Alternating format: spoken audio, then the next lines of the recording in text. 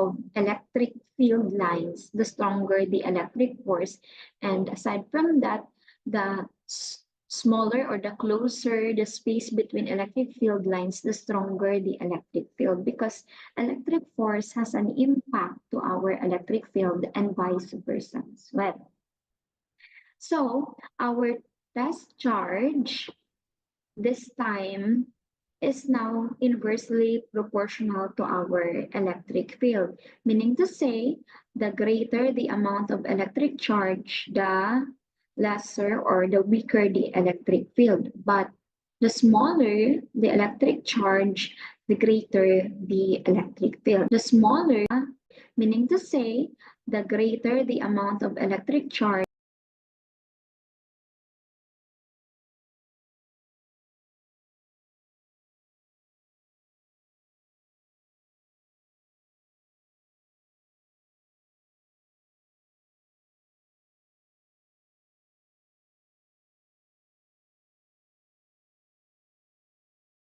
the lesser or the weaker the electric field. But the smaller the electric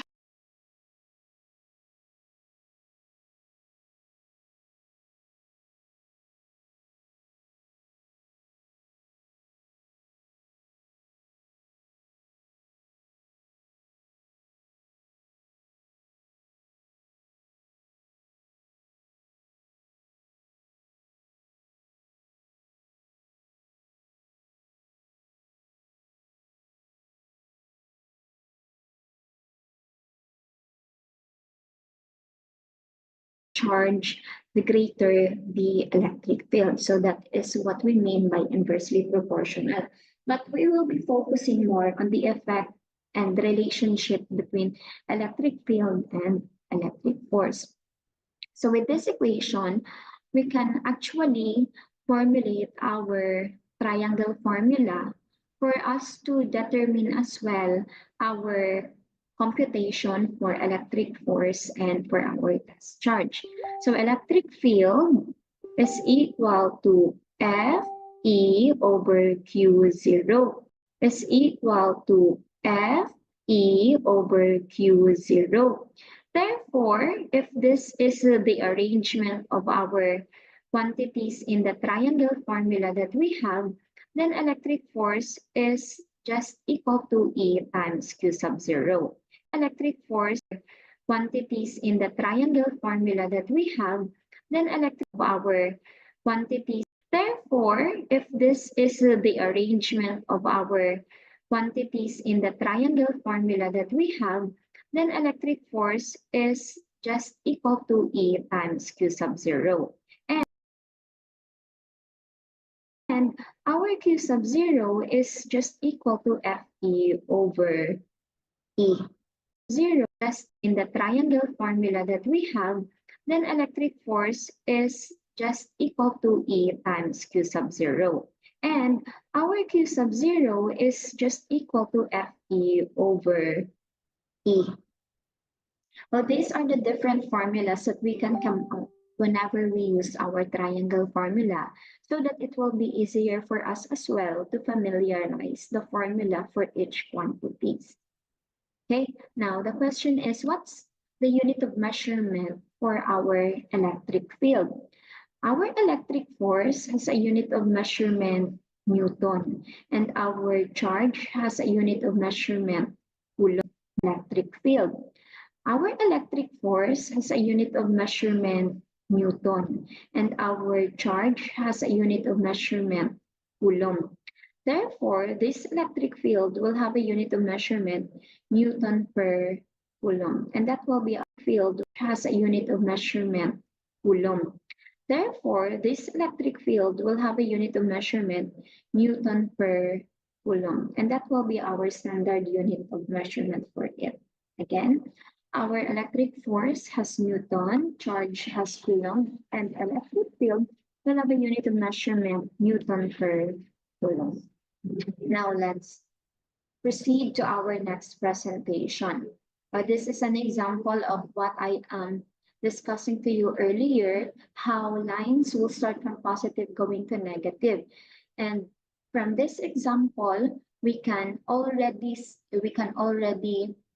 state whether this is an example of a uniform electric field lines or not. All you have to do is to check whether we have equal space in between lines. So if they are all equal, then it is uniform. But if not, so it is not an example of a uniform electric field lines. Okay. Now, we have here another example, but this time the charges are not indicated. However, we have already our electric field lines. So these red lines or pink lines are our electric field lines.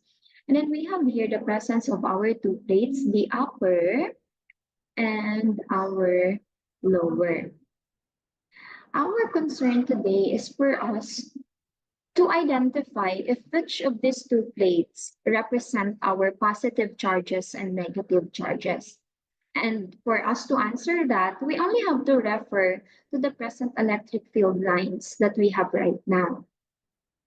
So what do you think is the composition of the upper plate? Is it composed of positive charges or negative charges? Okay, so the answer is positive. And the lower plate is composed of negative. Now, what rule supports our conclusion that the upper is composed of positive and the lower is composed of negative? What specific rule or property of electric field lines? Correct, it's the first property. So lines will start from positive to negative. Since lines started from this plate, therefore, it's our positive. And lines terminate from this plate, therefore, this is our negative electrical charges, or that lower plate is composed of negative charges. Now, is our electric field lines uniform or not? Obviously, it is. So this is an example of a uniform electric field lines. Now, what if we will be having a test charge that is a negative charge? As I have mentioned earlier, the test charge will be used for us to identify if what is or how strong is the electric field lines produced by the source charge. Well, what are our source charges in this example? These are the positive and the negative charges that we have identified earlier, because these are the different charges or the two charges where that produces rather our electric field lines.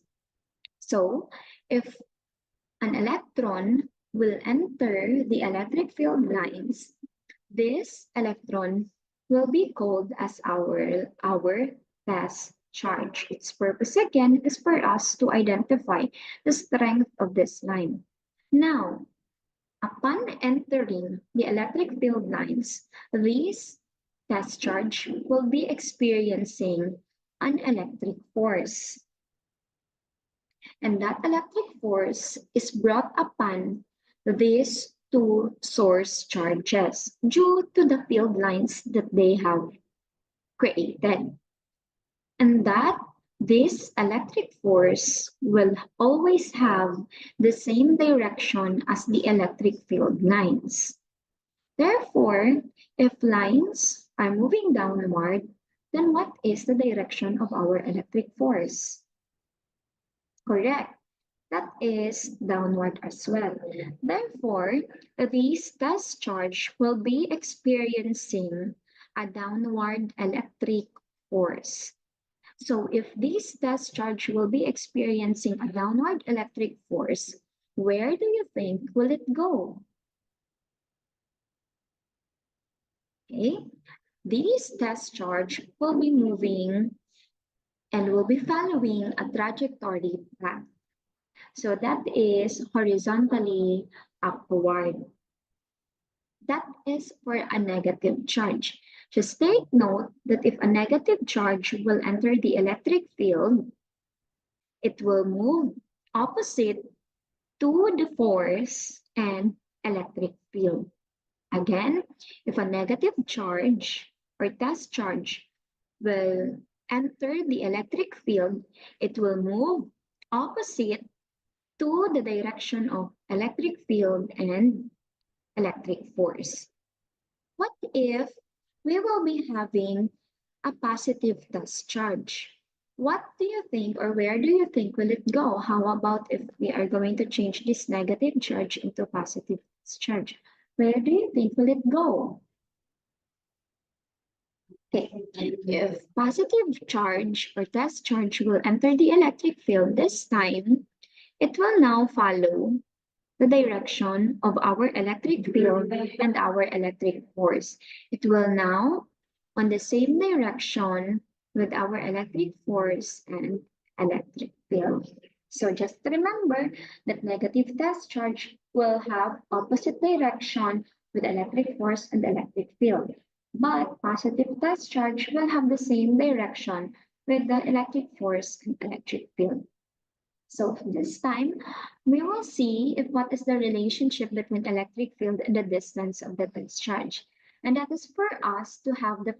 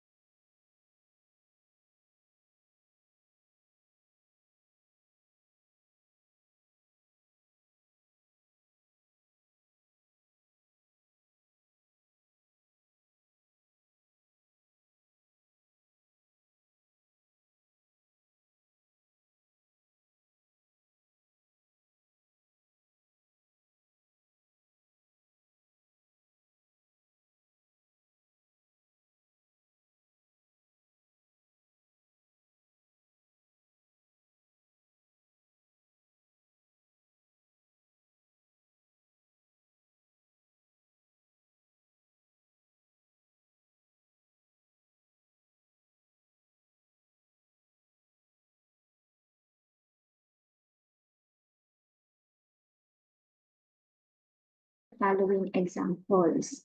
Number one example, what is the magnitude of the field at 2 meters from a 2.0 nanocoulomb charge if 1 nanocoulomb is equal to 1 times 10 raised to negative 9 coulomb?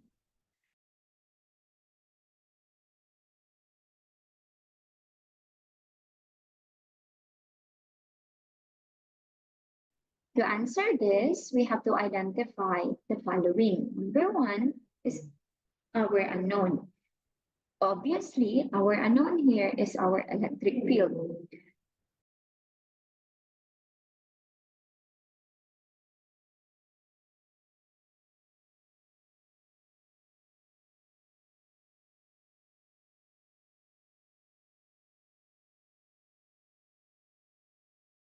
Step two is the given. The following are our given. The distance, which is 2 meters.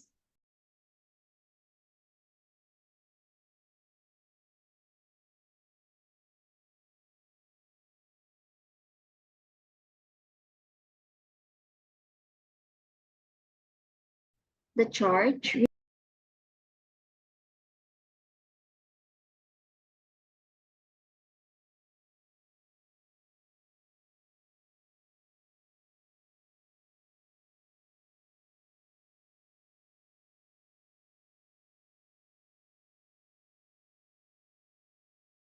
which is 2.0 nanocoulomb.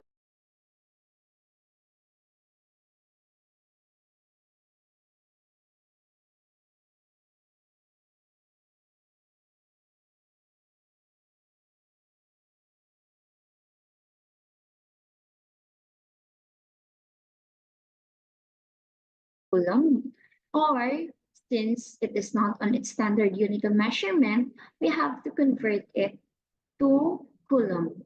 If 1 nanocoulomb is equal to 1 times 10 raised to negative 9 coulomb, then 2 nanocoulomb is just equivalent to 2 times 10 raised to negative 9 coulomb.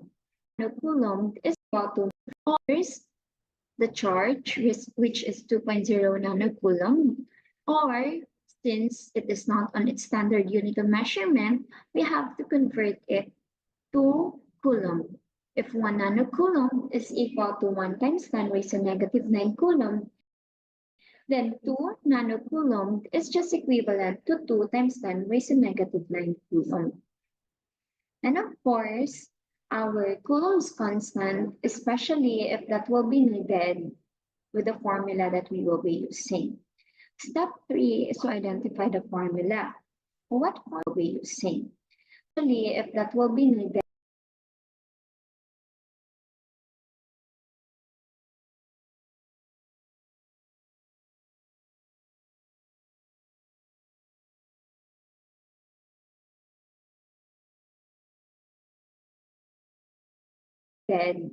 with the formula that we will be using. Step 3 is to identify the formula.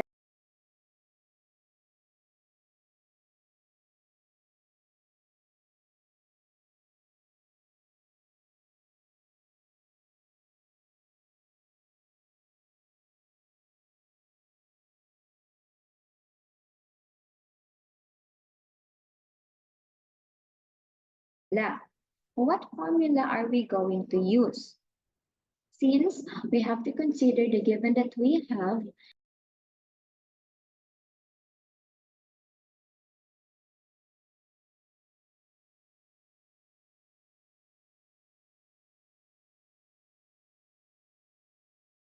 then we have to take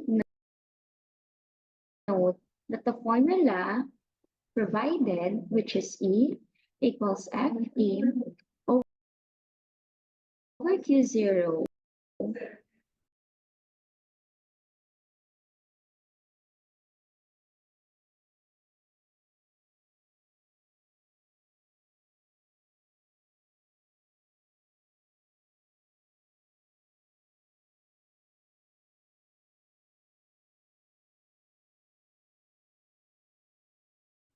has the presence only of our electric force and our charge. Now, in this case, it is not aligning, it is not aligned to our to use. Since we have to consider the given that we have, then we have to take note that the formula provided, which is E equals FE over Q0, has the presence only of our electric force and our charge. Now, in this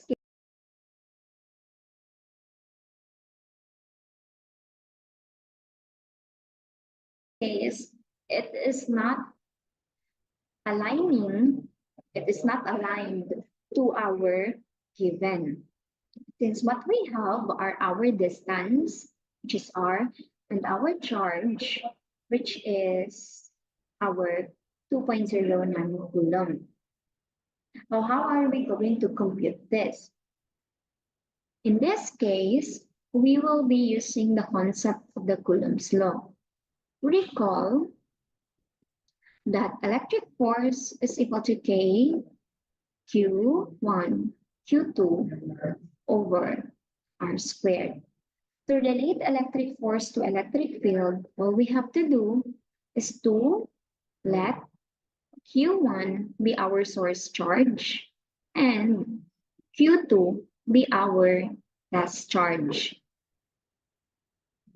So if we are going to replace Q1 and Q2, then we'll come up with a new formula. K, absolute value of Q, Q0 over R squared. We will be utilizing this formula to relate it once again to E equals FE over Q0. Take note that FE is equal to this expression. So, replace FE with K Q Q0 over R squared. So when we replace it, it will become K Q Q0 over R squared over Q0. In this expression or equation, we can see that we have two like terms where we can cancel it out, and that is our Q0. Therefore, E is equal to K Q over R squared. So this will be our second formula in determining our electric field. So far, we already have two. First is E equals FE over Q0. Second is E equals K Q over R squared. Now, looking at our two equations, which of the two are we going to use for us to solve for our unknown? Is it the first or the second? Correct. We will be using the second equation. So, using the equation E equals K, replace it with 9 times 10 raised to 9 newtons K. Using the equation E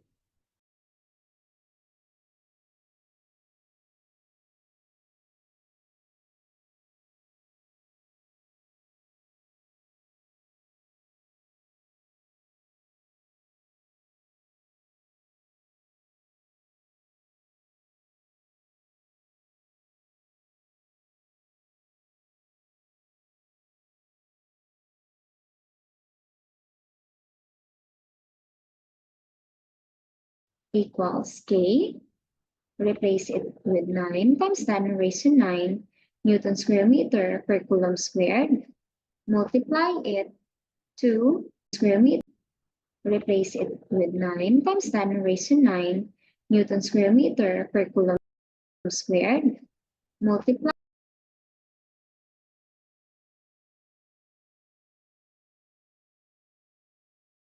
it to 2 times 10 raised to negative 9 coulomb divided by 2 meters raised to 2. So we copy it once again, 9 times 10 raised to 9 Newton square meter per coulomb squared times 2 times 10 raised to negative 9 coulomb over 2 raised to 2 is 4, m raised to 2 is m squared. We can now cancel raised to 2 is 2 times 10 raised to negative. So we copy it once again, 9 times 10 raised to 9 Newton square meter per coulomb squared times 2 times 10 raised to negative 9 coulomb over 2 raised to 2 is 4, m raised to 2 is m squared. We can now cancel out m squared. We can also cancel out 1 coulomb. Therefore, the final answer cancel out 1 coulomb. Therefore, the final answer or the unit of measurements left will be with the values 9 times 10 raised to 9 Newton per coulomb times 2 times 10 raised to negative 9 divided by 4. So, if that is the case, the final answer will be equal. So, if that is the case, the final answer will be equal to, if that is the case, the final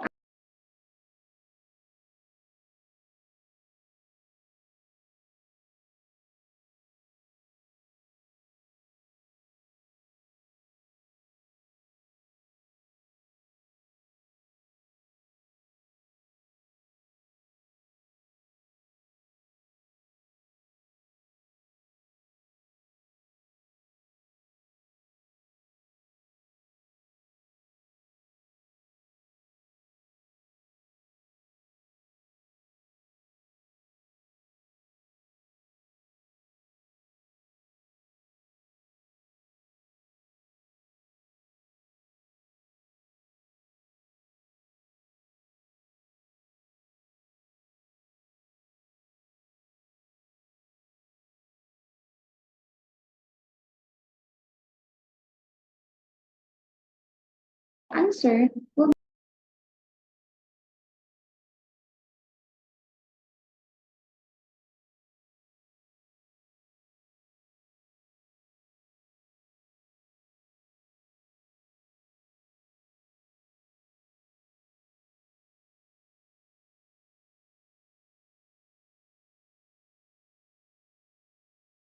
equal to 4.5 Newton per coulomb. When we check our given to follow the least number of significant figures, 2 is composed of one significant figure. 2.0 is also composed of one significant figure. Therefore, our answer should be composed of one significant figure as well, and that is equal to 5 Newton per coulomb. And that is our final answer for our first example. Now, what if we are going to increase the distance? And the distance this time is 5 meters. However, we have the same charge, and that is 2 nanocoulomb. Our answer will become 1 Newton per coulomb. We have the same process.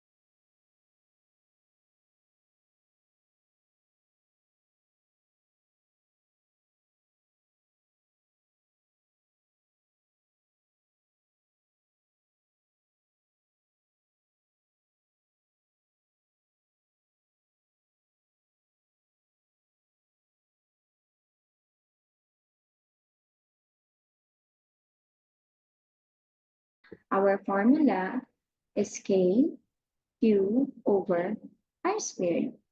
9 times 10 raised to 9 Newton square meter.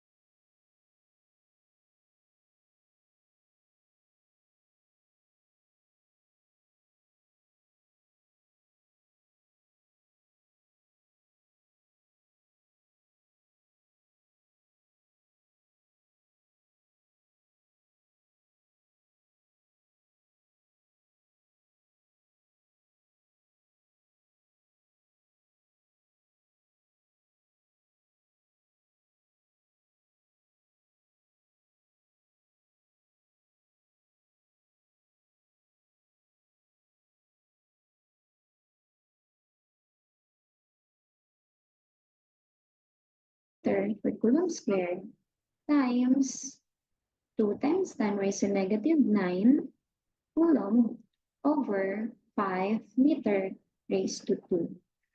Or we can just have right away 2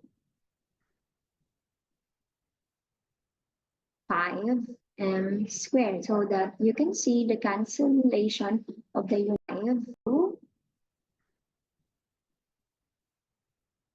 5 squared so that you can see the cancellation tons of measurement.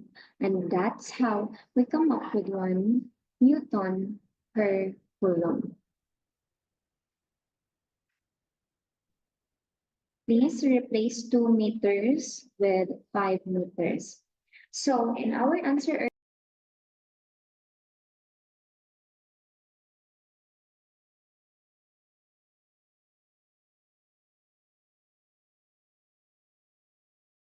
earlier, if the distance is 2 meters, then the electric field is 5 Newton per coulomb on Newton field.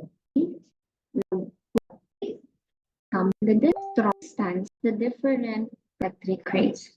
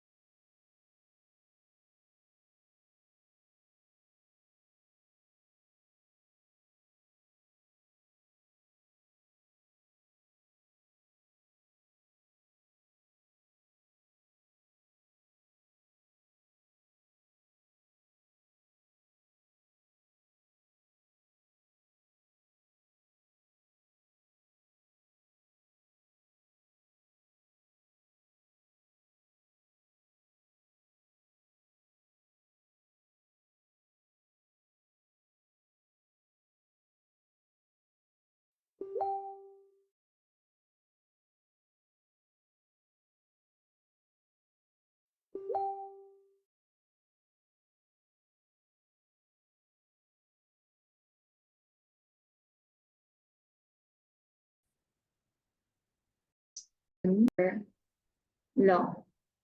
Meaning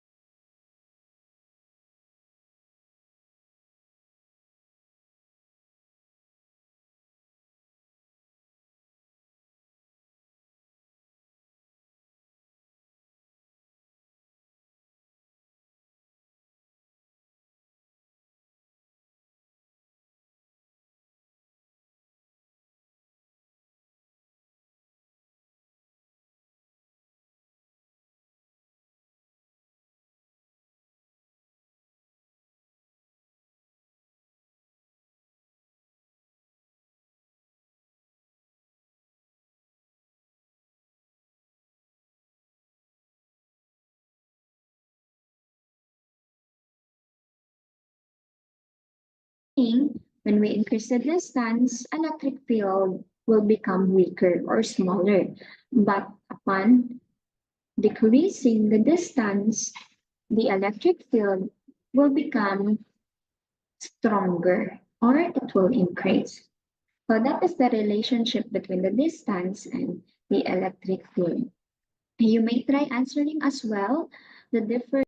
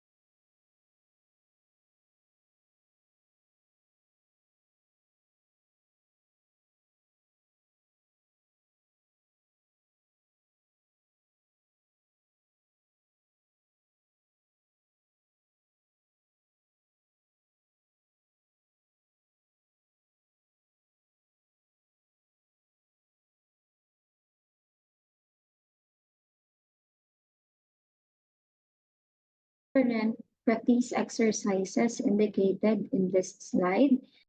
Since given practice exercises indicated in this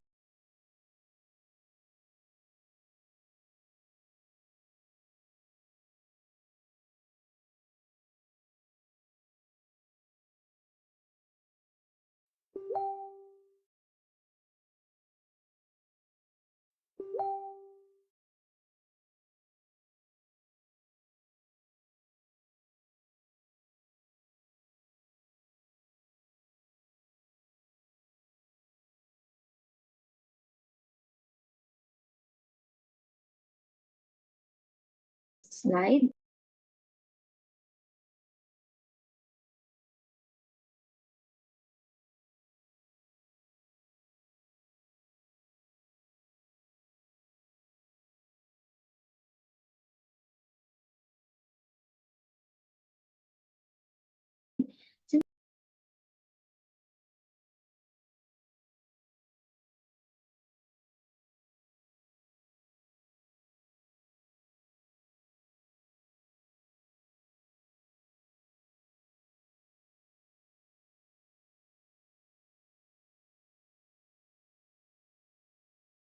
since given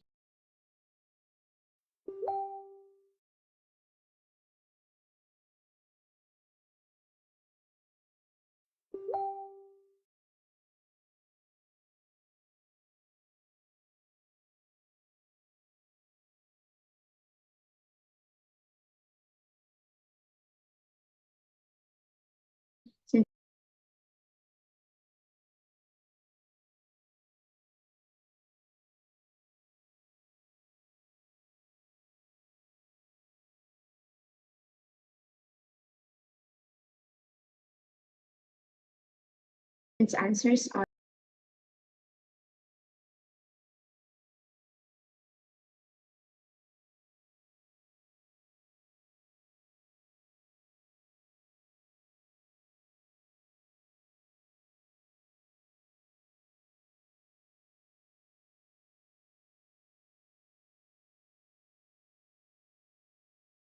already provided. You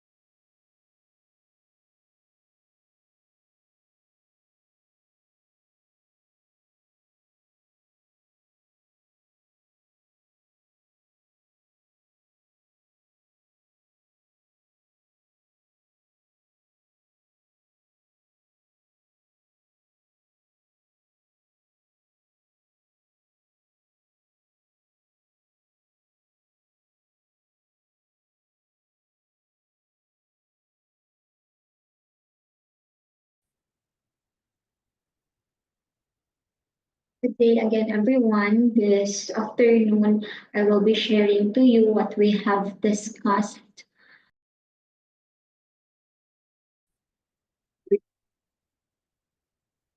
Good morning, everyone. We will start our discussion by recalling our previous discussion about our electric field. So we have here three different statements where you have to identify if which among statements A, B, and C are our two truths and one lie.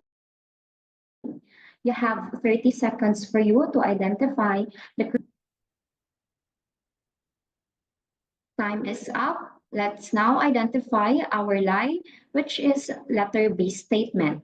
It states that the greater the number of lines of force,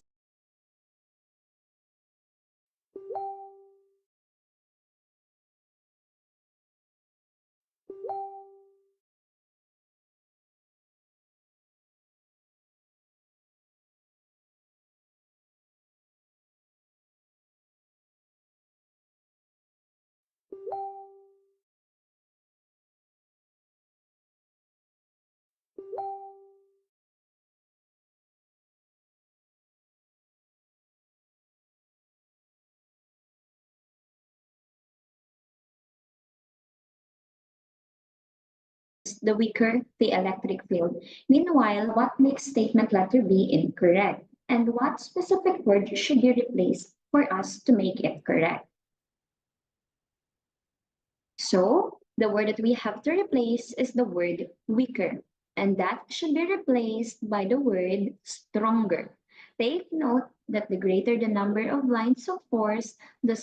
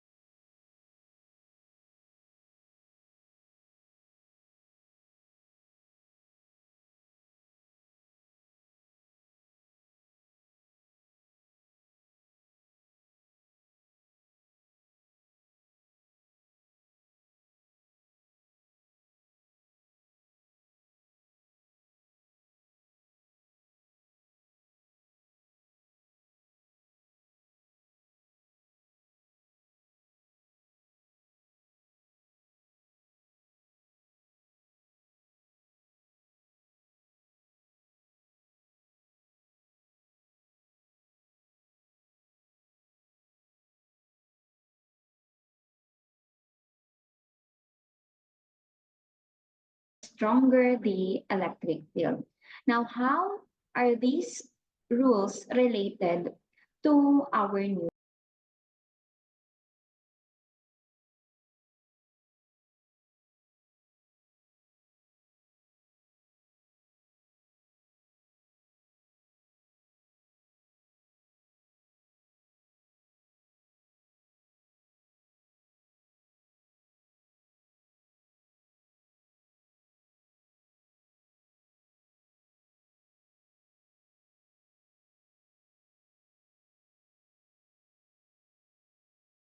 topic?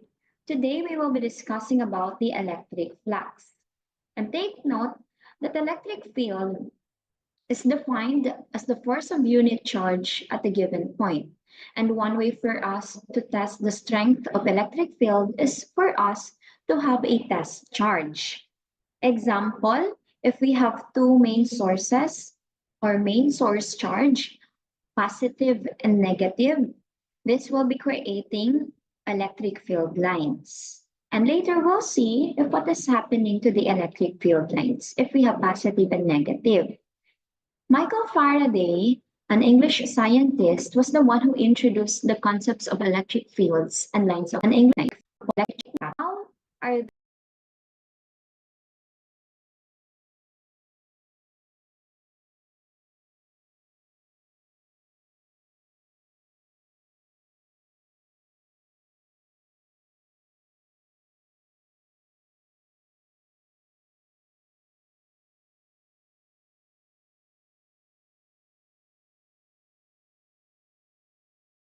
these rules related to our new topic?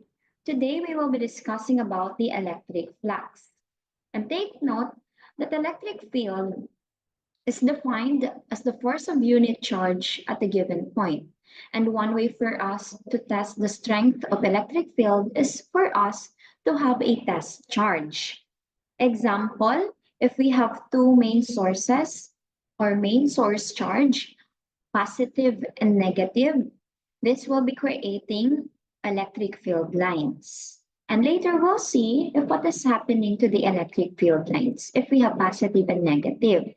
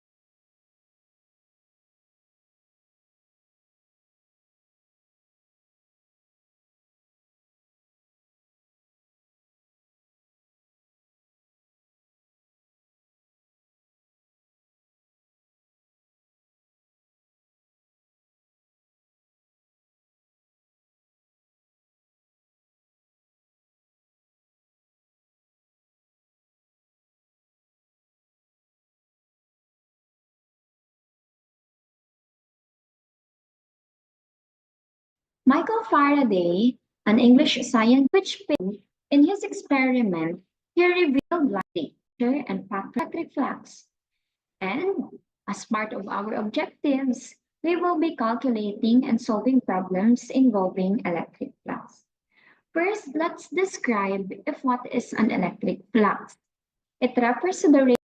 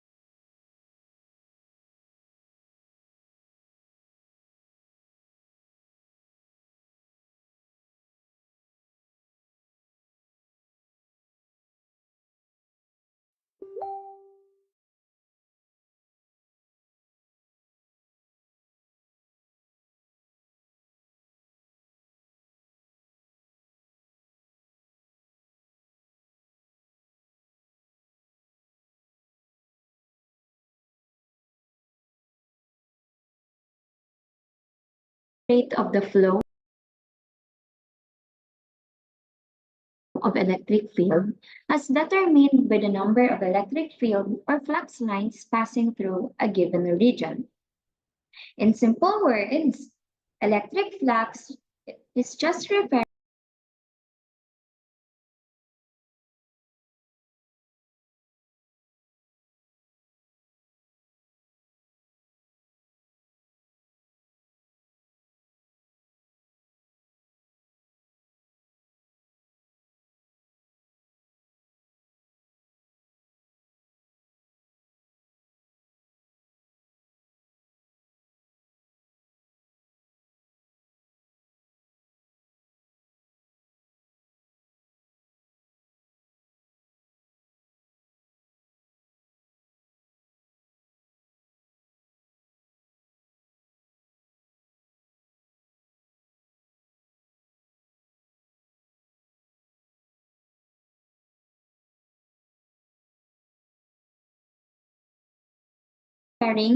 to the number of electric field lines passing through a given region.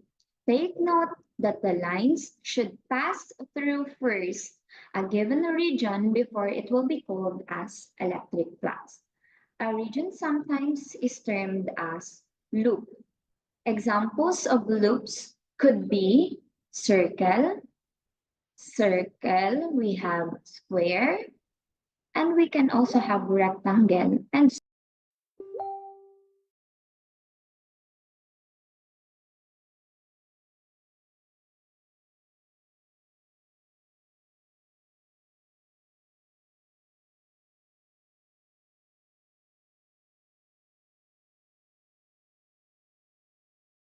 so on. That would depend if what specific surface is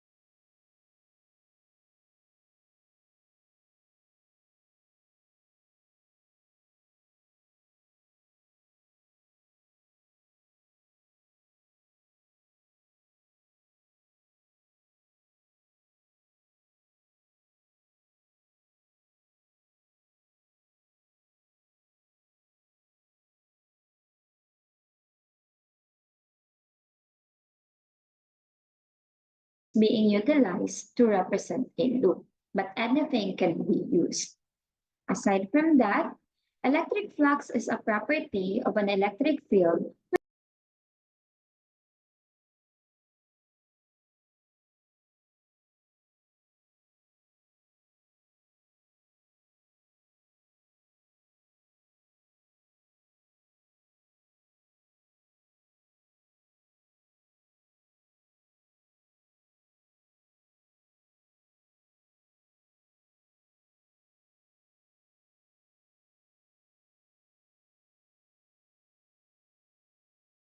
which will relate us to how we measure its strength. As I have mentioned earlier, a test charge is used for us to check and test the strength of electric field. Likewise, electric flux can be utilized as well for us to know if how strong is the strength of an electric field. But you have to take note that this can also be affected by the region that is being utilized.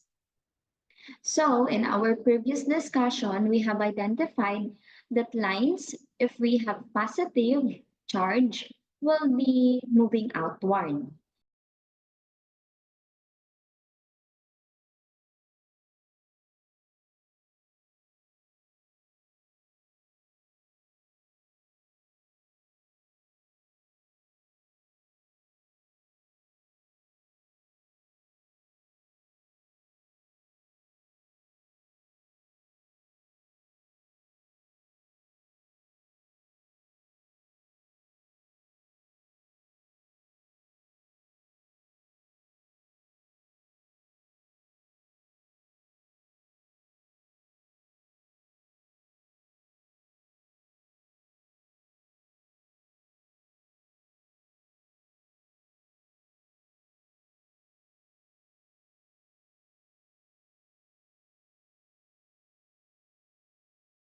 And lines, if we have negative, will be moving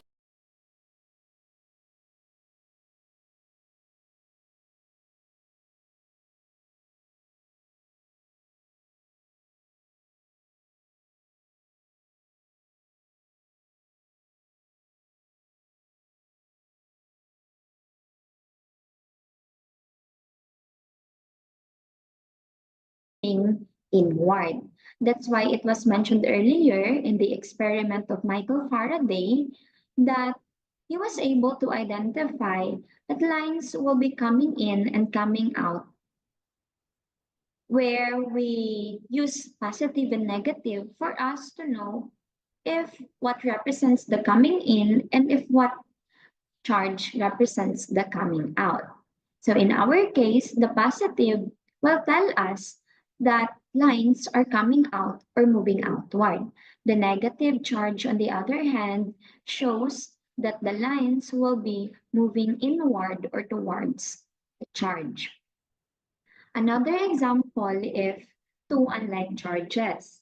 If we have two unlike charges, type of force is attractive. Lines will be meeting, but lines will never intersect at any point. But lines will still be continuous. Now, what is the implication of these lines in our electric flux? We have here three different surfaces composed of different electrical charges. Let's focus on our surface A. A is composed of positive charges, and lines are all moving outward, meaning a positive charge within a region will have an outward electric flux. Again, a positive charge within a region will have an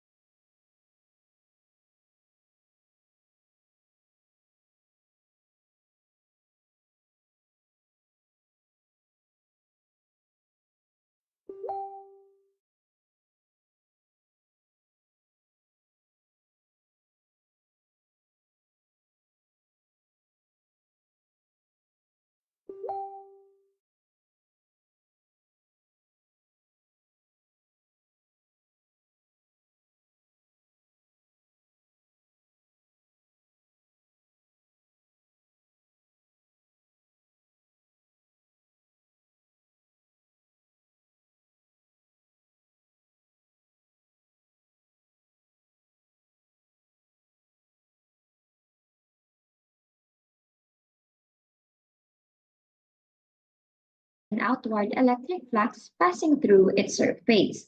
The lines that passes through the surface is what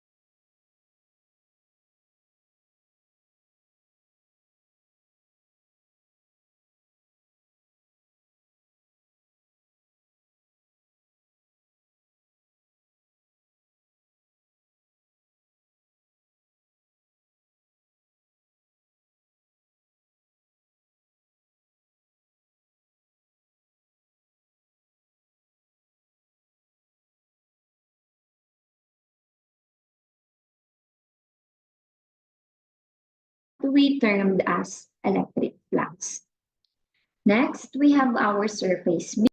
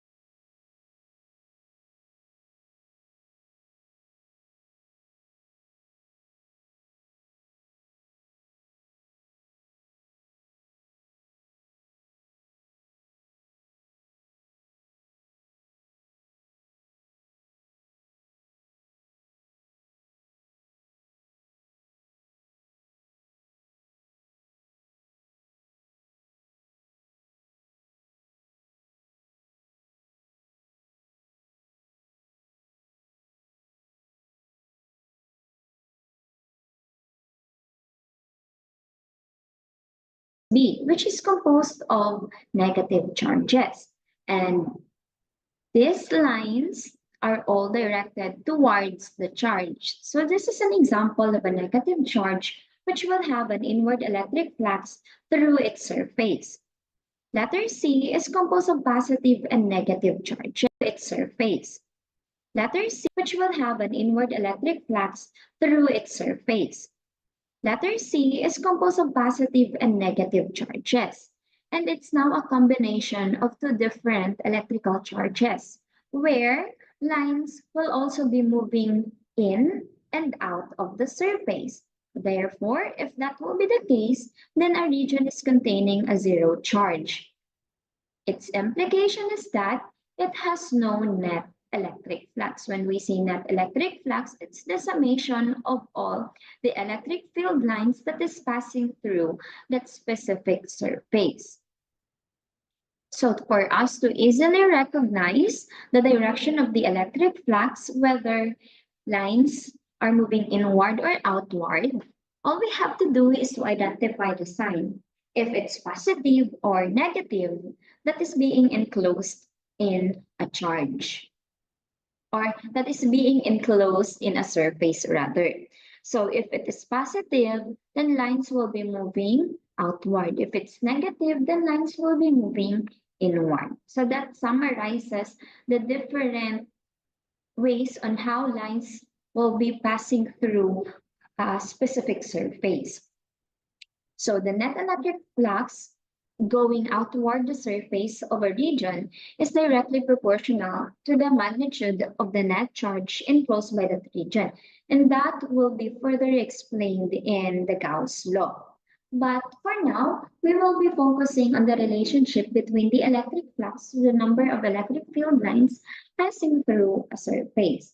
Example, we have here a surface where electric field lines and area of the surface are perpendicular to each other. Are perpendicular. So we have here our area of a region or a surface or a loop. And we have here our electric field lines that are moving horizontally. The thinner lines represent our electric field. Meanwhile, we have here a thicker line. Now, what is this thicker line? This thicker line is what we call our area vector. Area vector is an invisible line that is always perpendicular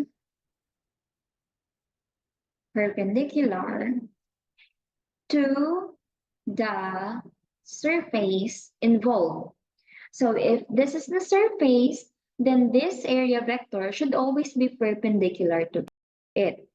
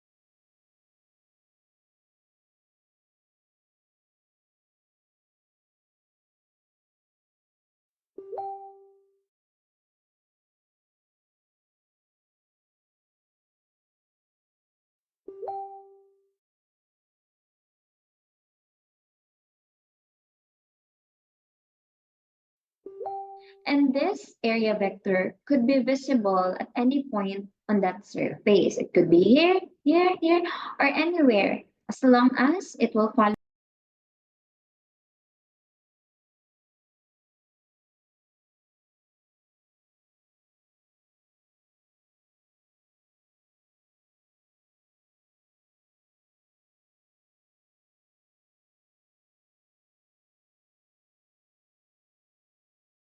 its condition that it should be perpendicular to the surface. Again, it should always be perpendicular regardless if what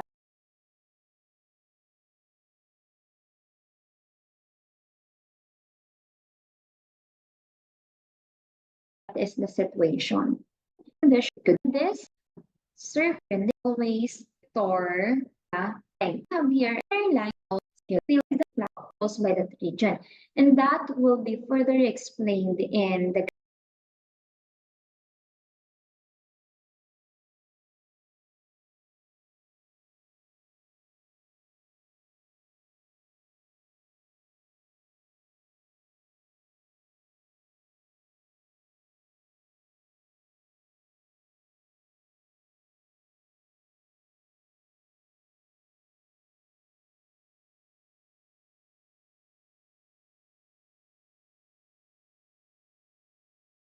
Gauss law.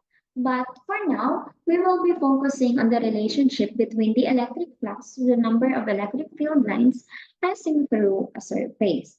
Example, we have here a surface where electric field lines and the area of the surface are perpendicular to each other, are perpendicular rather.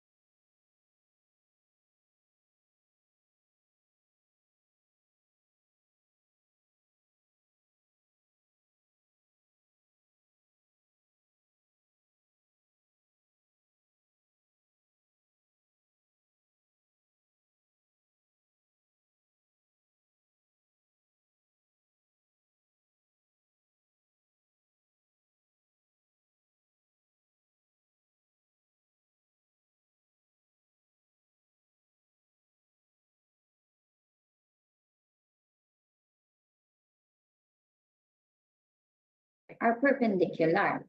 So we have here our area of a region or a surface or a loop.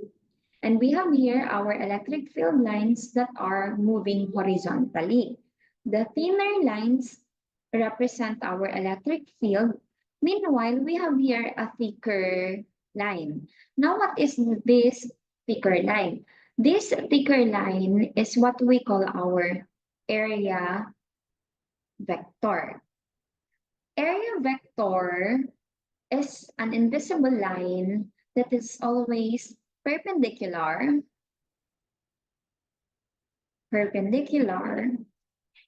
to the surface involved.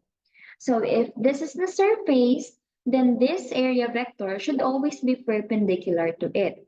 And this area vector could be visible at any point on that surface. It could be here, here, here, or anywhere, as long as it will follow its condition that it should be perpendicular to the surface. Again, it should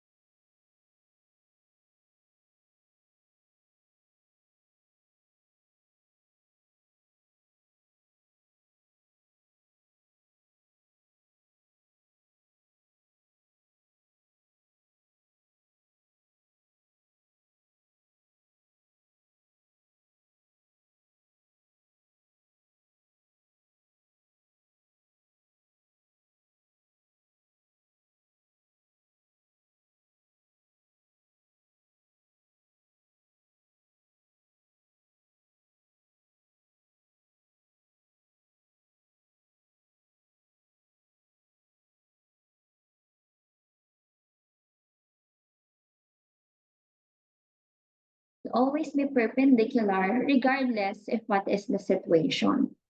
Area vector is perpendicular to the surface. So if the area vector is perpendicular to the surface, then what can you say about the area vector and our electric field lines? Are they perpendicular as well or parallel?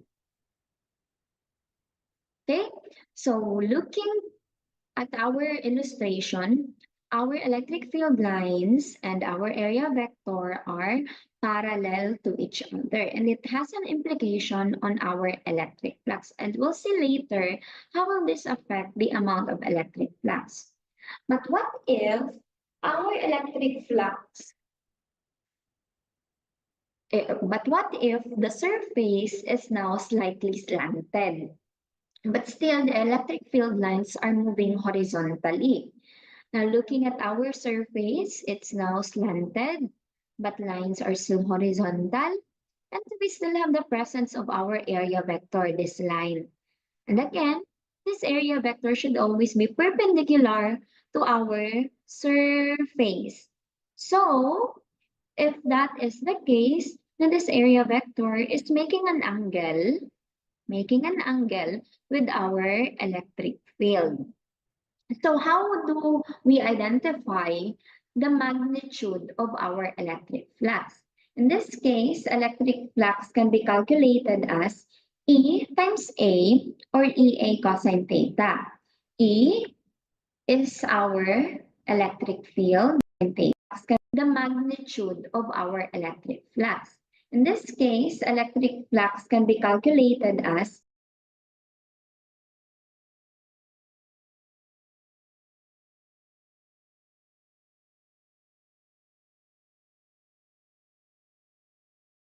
So how do we identify the magnitude of our electric flux?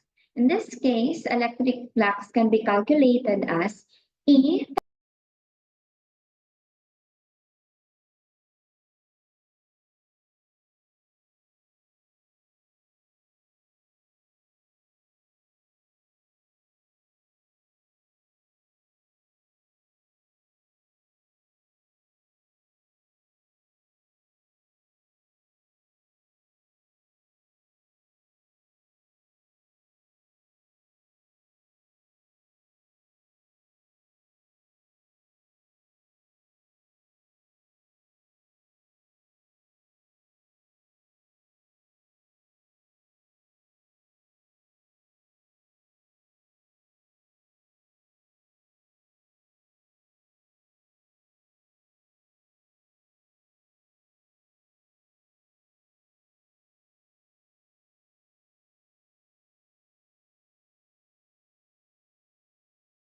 times A or EA cosine theta. E is our electric field.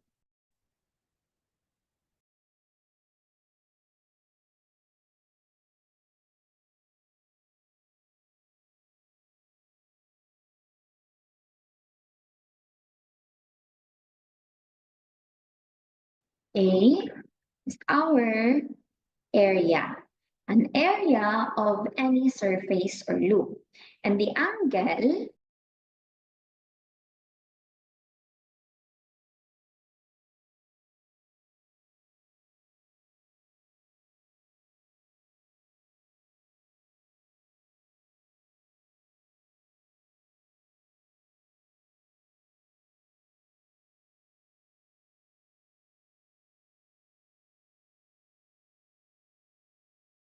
if angle is present, should be the angle formed by electric field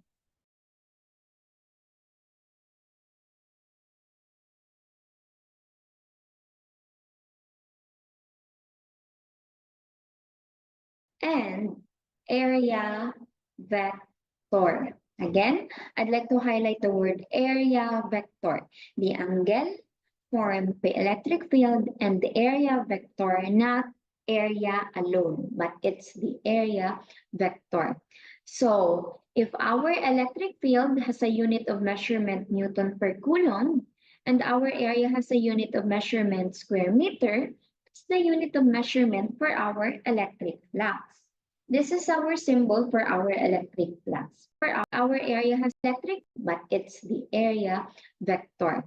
So if our electric field has a unit of measurement Newton per Coulomb, and our area has a unit of measurement square meter, it's the unit of measurement for our electric flux. This is our symbol for our electric flux. So the unit of measurement for electric flux is Newton square meter per Coulomb. This will be our standard unit of measurement, where is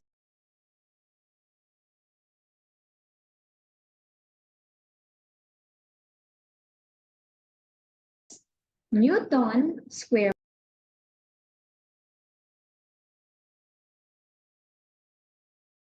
meter per Coulomb.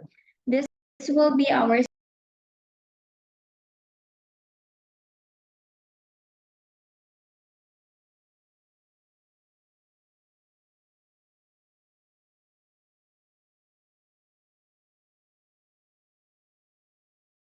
standard unit of measurement, where we will be utilizing it throughout our discussion in electric flux and Gauss law. Now let's use this concept in answering our examples.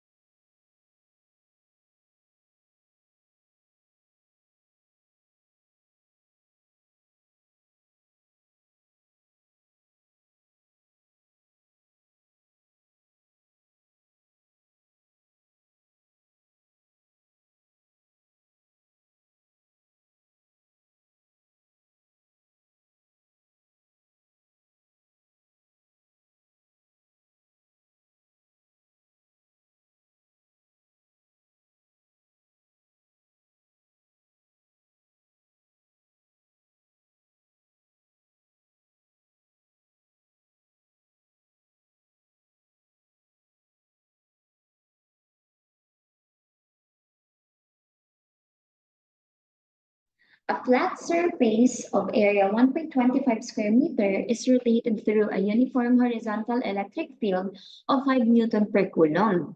What is the electric flux if the surface is parallel and perpendicular to the electric field? In our example, we have two situations involved.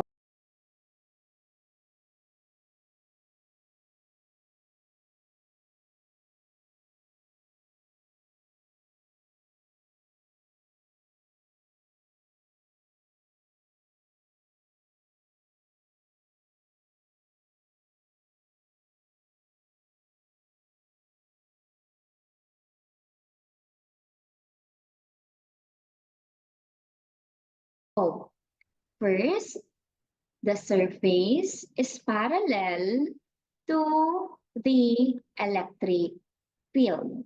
Again, in the first situation, the surface itself is parallel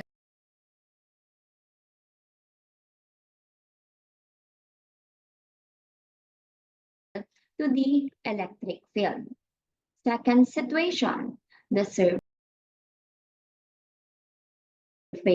is perpendicular to the electric field. Again, the surface is perpendicular to the electric field.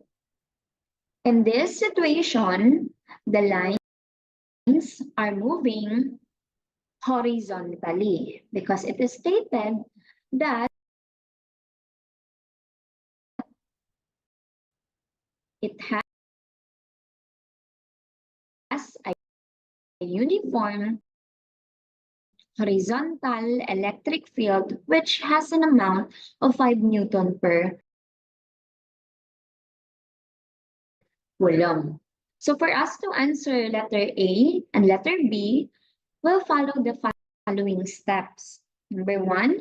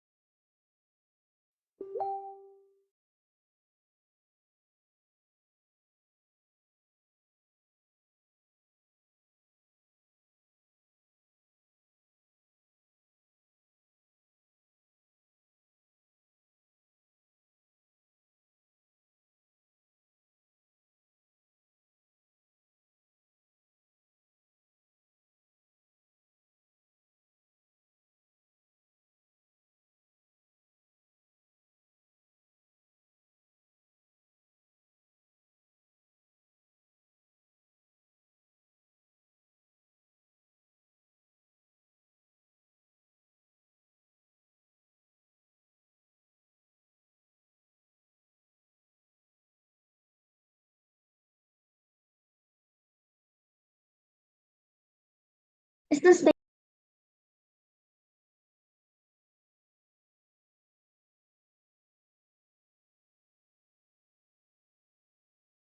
the problem and identify the unknown.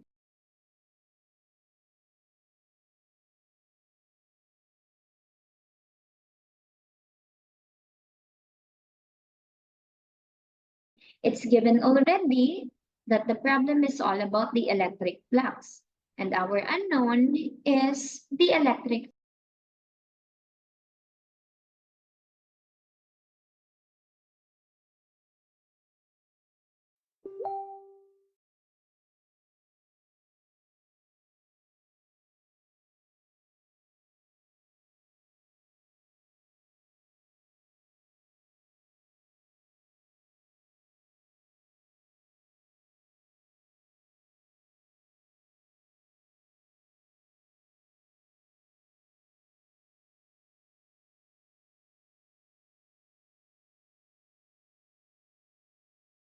flux itself. But given that the surface is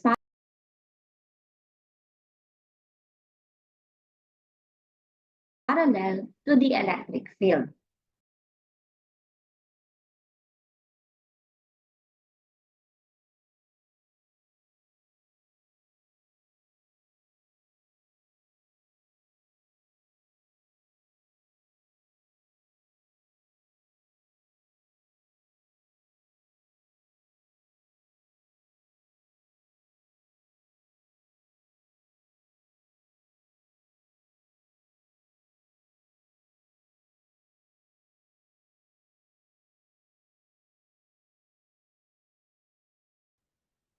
step two is to identify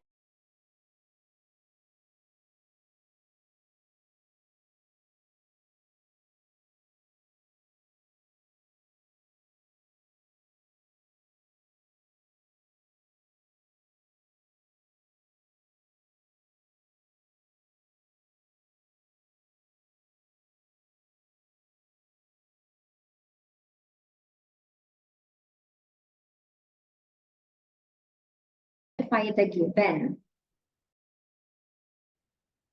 In identifying the given, we may refer to the values indicated and the unit of measurement used. So the following are are our given. We have our area, 1.25 square meter. We have our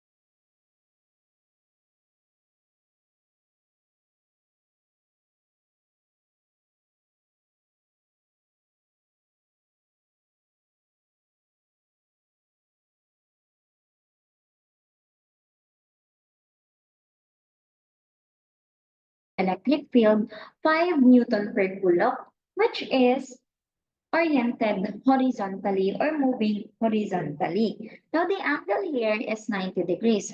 How are we able to identify that 90 degrees? Let's proceed to step number 3. The step number 3 is for us to draw the illustration. Take note again that the surface is parallel to the electric field. So for us to check the 90-degree angle, we have to make sure that we have the presence of the surface, the electric field, and the area vector. Those are the 3 necessary things that must be present in our illustration. Again, the 3 are our surface, our electric field, and our area vector. So for us to represent this, we have here our illustration. This is again our surface.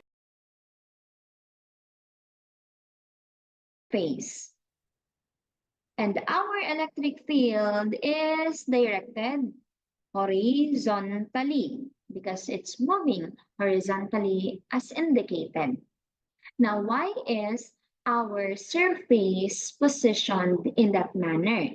It's because, again, it is stated that electric field should be parallel to the surface, or the surface should be parallel to the electric field. So that's the position of our surface. Now, how do we illustrate our area vector? The area vector should always be perpendicular to the surface. If this is our surface, then the area vector should be positioned vertically at any point in this surface. It could be here, it could be there, here, anywhere in this surface. But the main point is that we have to identify the angle formed by this electric field and area vector. So when we look at it, our broken line represents our area vector. And that broken line is now perpendicular to our electric field. Again, it's the electric field that is perpendicular to the area vector. But the main situation is that the surface is parallel to the electric field. To get the angle, we have to get the angle formed by this electric field and area vector. This is our area vector, and this is our electric field. So the angle formed by the two is a right angle. That gives us the angle. Now is our area vector. This is our area vector, and this is our electric field. So the angle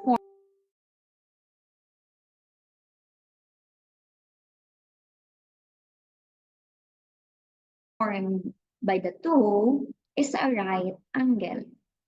That gives formed by the two is a right electric field. So the angle formed by the two is a right angle. That gives us the angle 90 degrees. And if that is the case, we have now completed our given. So we can now identify the formula wherein we will be using EA cosine theta.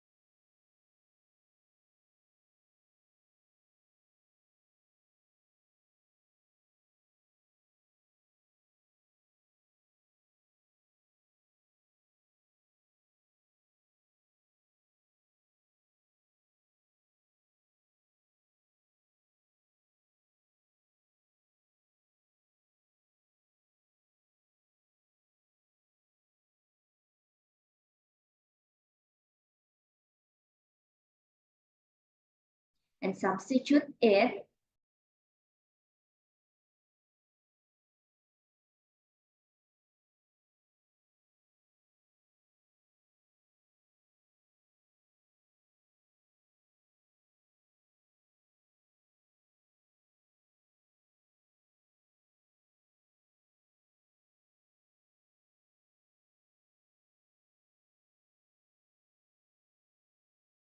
to the formula. Substitute the given to the formula.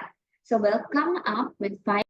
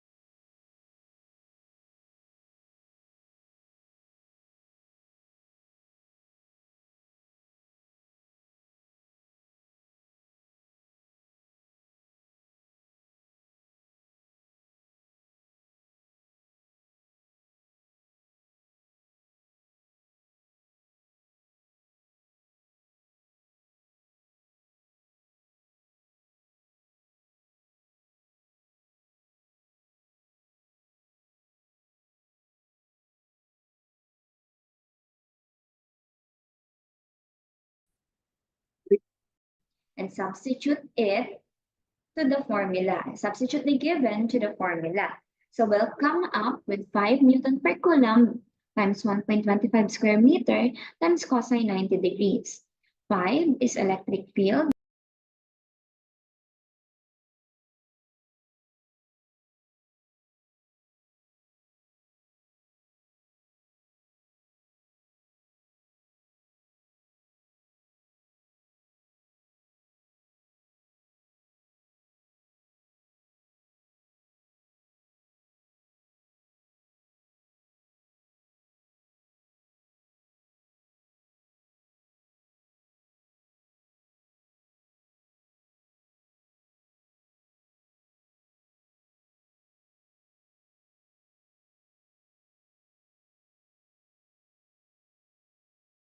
1.25 is area, field is 0. Therefore, in every cases the surface is parallel to the electric field, then our electric flux is 0. There is no electric flux.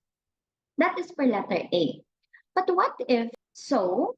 Our problem and unknown is still the same. Electric flux is the unknown, and the situation is that electric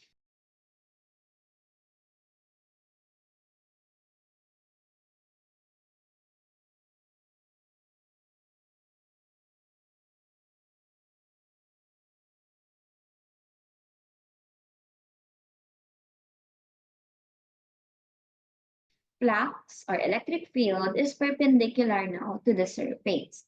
Step 2 is to identify the given, and then we have the same given.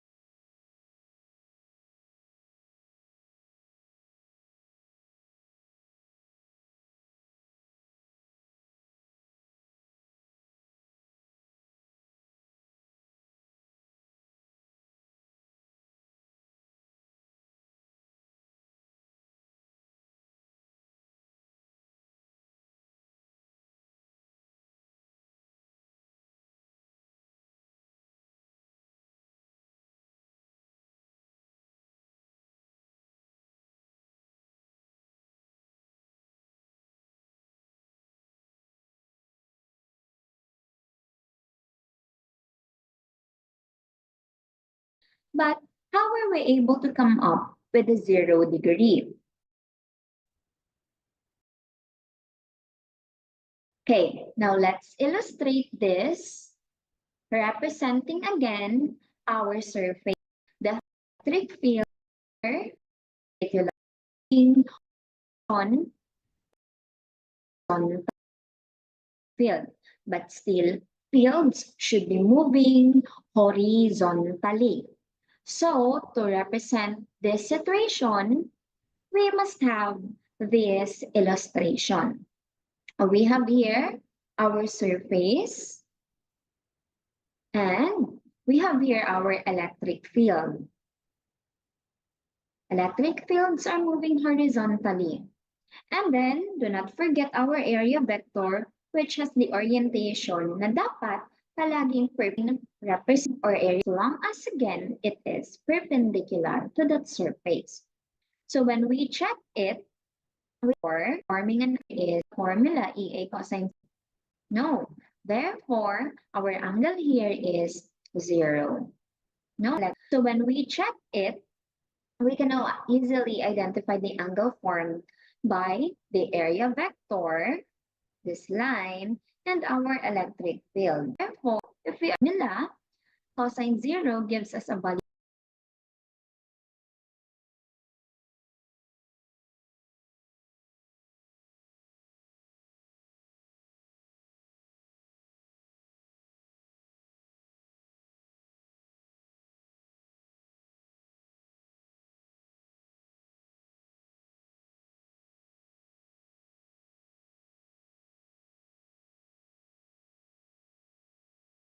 value of 1.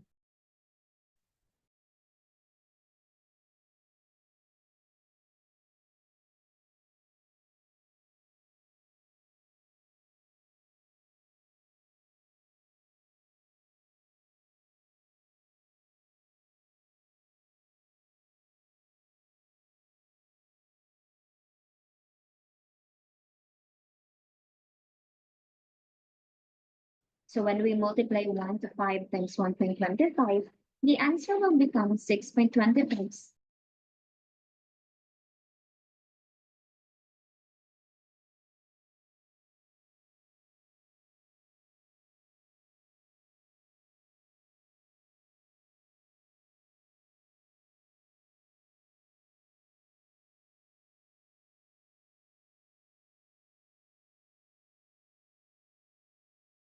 Newton square meter, signifier of what one significers.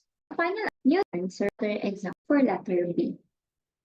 What if we have a uniform electric field with 9,000 Newton per coulomb? That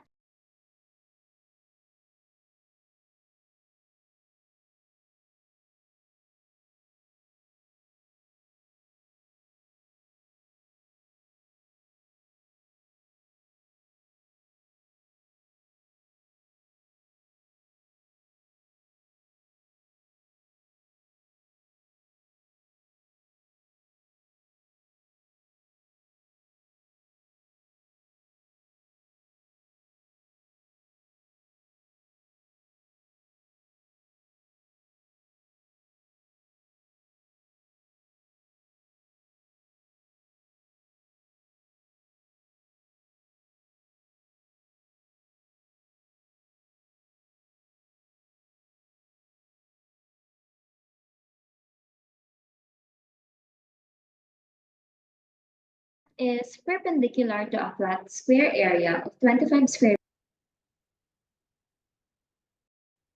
6. Take note that if the flat surface is perpendicular to the electric field, then electric 25.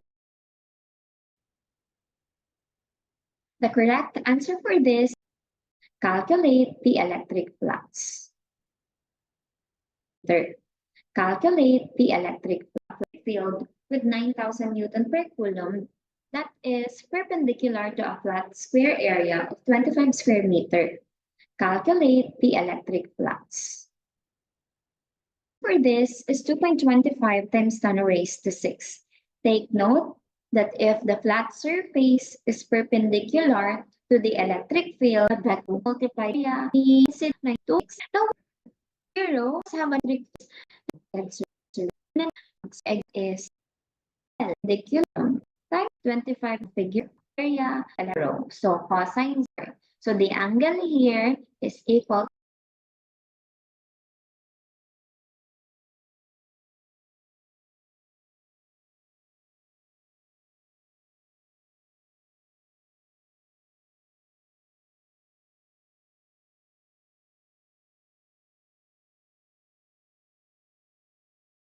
to 0. So cosine 0 is 1. 1 will be multiplied to the electric field 9,000 Newton per coulomb and the area 25 square meter, which is the formula EA cosine theta. So that gives us this answer. Considering our unit, considering our least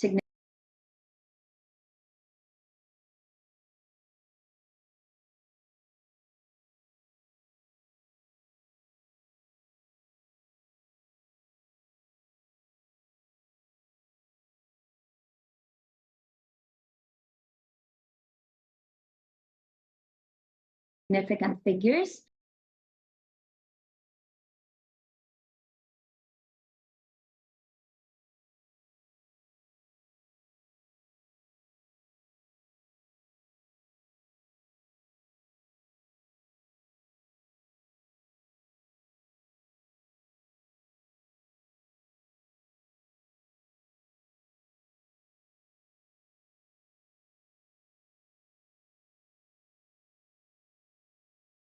9,000 is composed of one significant figure, 25 is composed of two. So the final answer here should be 2 times 10 raised to 6 Newton square meter per coulomb.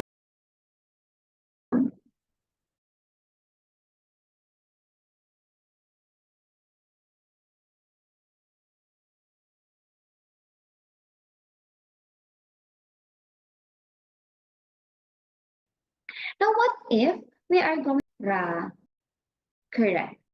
What if, now let's have another example. What